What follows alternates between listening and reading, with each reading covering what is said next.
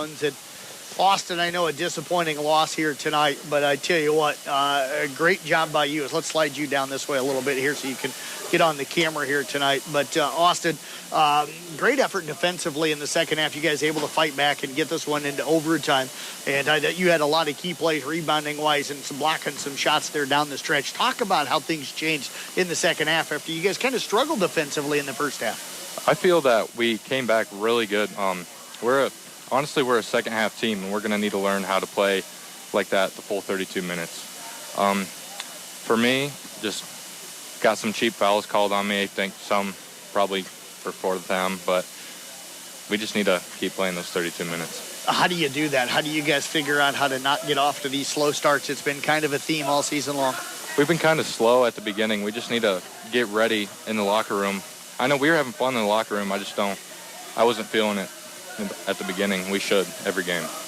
Talk about the defending Hardy tonight down there in the post. I noticed they were running a lot of pick and rolls and stuff. You were having to kind of stop the dribble penetration and then get back to your guy pretty quick. How did you feel like you defended that tonight? He's a big dude. He's just like me, just a little shorter. He was a hard guy to guard when the pick and rolls it was hard to come out because I had to hedge on that and then come back, and then they just give him the ball, and I was late because I had to help, but should have had help on the backside, which got to talk. Tough rebounding tonight as well when you're a big guy inside with all the threes that were being fired up by both teams. A lot of times those are longer rebounds, which makes it a little harder for you. How are you trying to box out tonight and get yourself in position for those long rebounds? I'm just trying to box out my guy so I can keep my guy in place so maybe a different guy can get the board instead of just me trying to go get the long board and maybe getting a foul or something. I know things didn't turn out the way you guys wanted to in the overtime, and I think you fouling out of the game really kind of hurt your team. You guys didn't have the size inside to continue as you were playing very well at that time. But how do you come out of this game? Do you guys come out of this game gaining a little confidence? This was a team that beat you pretty good the first time around. This time you have a chance there down the stretch to win it, and stuff. You take them to overtime. You said at the beginning they did beat us the first game by a lot, and I feel that we've came together as a team very well, and we work together. We have good chemistry now, and I feel that we just need to keep working at that, just keep getting better. Well, I tell you what, appreciate you joining us here tonight. Keep playing hard and keep up the good work. Thank you.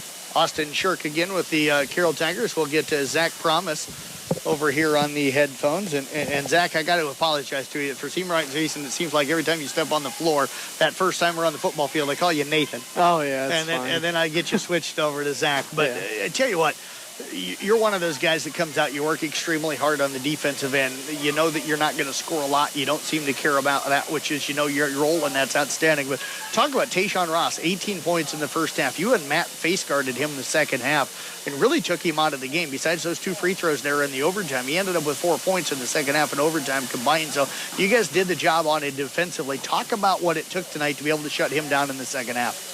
Oh, well, he wasn't supposed to be their leading scorer in the beginning of the game, so we didn't really plan for him to have 18 points at half. But our defensive plan at the end of the half was to face guard him and take him out of the game. That was me and Matt's main focus on the game as we went back in. And we held him to 4 points, so I think we did our job. How do you take so much pride, and why do you take so much pride in your defense and being able to get into a guy's shorts like that and just kind of not let him get free?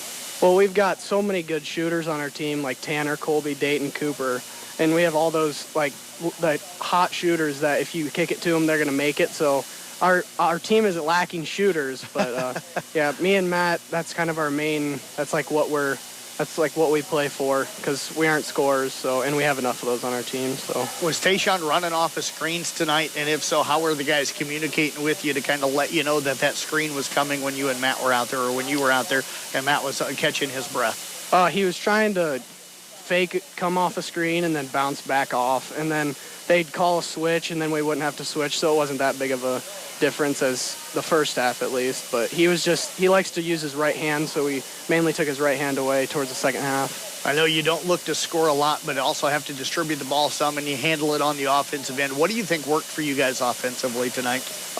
When we drive and dish to the shooters, like I said, like Tanner, Dayton, Colby, Cooper, that seems to work because it makes everyone on the defense collapse, and then it's wide open threes for those hot shooters.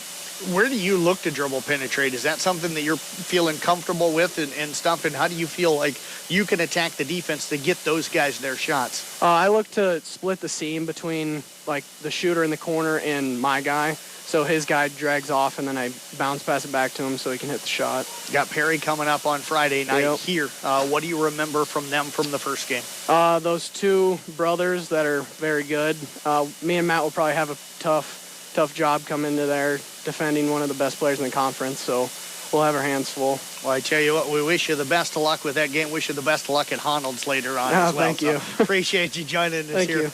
Absolutely. Zach Promes again with the Carroll Tigers. We're going to get head coach Chris Malinski on the headphones now. And Coach, I know disappointed, another loss, but a great effort here in the second half tonight and fell just a little bit short in overtime. I thought at halftime the defense did not look very good in the first half. ADM kind of getting into the lane and getting kind of layups at will against you guys a little bit, but second half a lot better, a different team out on the floor. Absolutely. We came out with little intensity. Tajan Ross, number 5, had 18 in the first half, and I looked late in the fourth quarter, and we had held him to 2 points. He was at 20 for the game. So Matt Pauck, Zach Promes did an outstanding job face guarding him, taking away his opportunities. Their other guy, Peyton Conrad, their point guard, is a nice player. Yeah, Gets to the rim and creates a lot of things, and we did a much better job guarding him as well.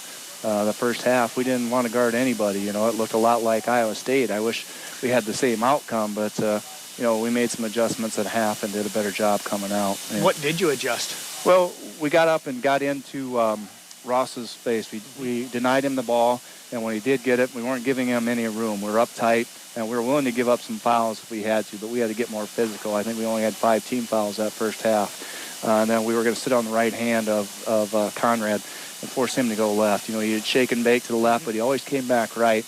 And when we took that away, they had trouble scoring. So we gave up 40 the first half, only scored 25 or 41.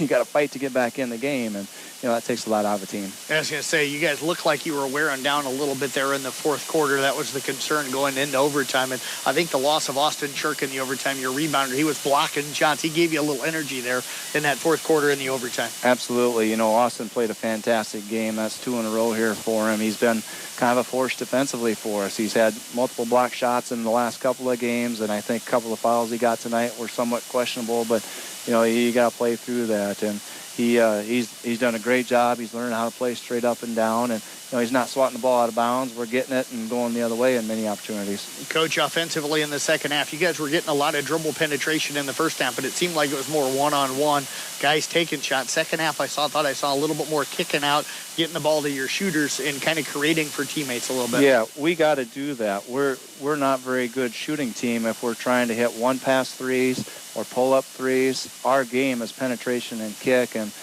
we preach that over and over, but, guys get that rock in their hands. They're confident. They think they can make every shot. Yep. And our shot selection was questionable in the first half in many cases. The second half, I thought we did a better job, getting to the rim. And, Dayton got his offense going in the second half. That was big for us. Tanner was hitting threes. So, really solid that second half. And I think the increased level of defensive intensity and rebounding on the defensive end kind of helped spark the offense and got the shots falling for you as well. Yeah, defense should inspire offense for you. It should create some opportunities in transition, and even as you're filling lanes here coming down and getting pull-up threes at that point, those are good rhythm shots. So much better job for us. But, you could see it, and you said it here, that end of the fourth quarter we were tired. But, our kids executed our delay game for a minute there, and we got a good look here to win it in regulation. We had our opportunity. We get the tip in overtime and don't score. They come down and get a basket, get a rebound